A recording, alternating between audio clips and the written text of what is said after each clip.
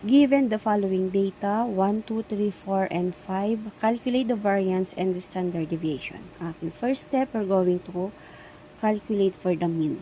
Mean is the sum of the given data, 1 plus 2 plus 3 plus 4 plus 5, divided by the number of data. So, 1, 2, 3, 4, 5. Okay? So, 1 plus 2 plus 3 plus 4 plus 5 is equal to 15 divided by 5. So, our mean is equal to 3. Okay. Next, we're going to draw a table. So, sa first column, that is for the x or the given data. Pangalawang column, that is for the x minus mean. Pangatlo is x minus mean squared. For the first column, dito natin ilalagay yung mga individual data.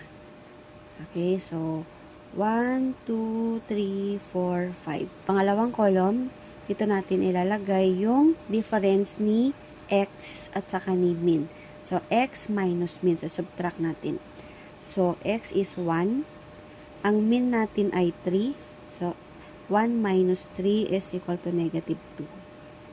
2 minus 3 is equal to negative 1. 3 minus 3 is equal to 0. 4 minus 3 is equal to 1. 5 minus 3 is equal to 2.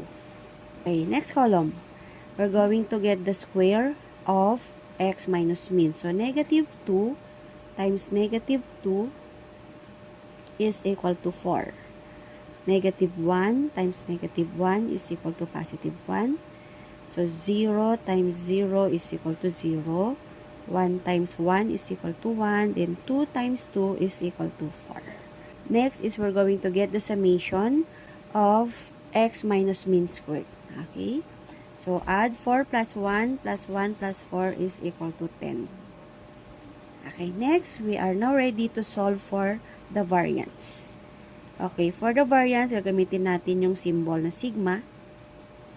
Variance is the summation of x minus mean squared divided by n.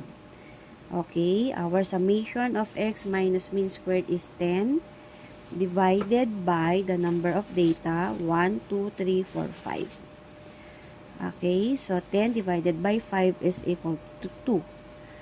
So our variance is equal to 2. Next is for the standard deviation. Ang standard deviation is the square root of the variance. So, standard deviation is equal to the square root of 2. And the square root of 2 is 1.41. Okay? Gets?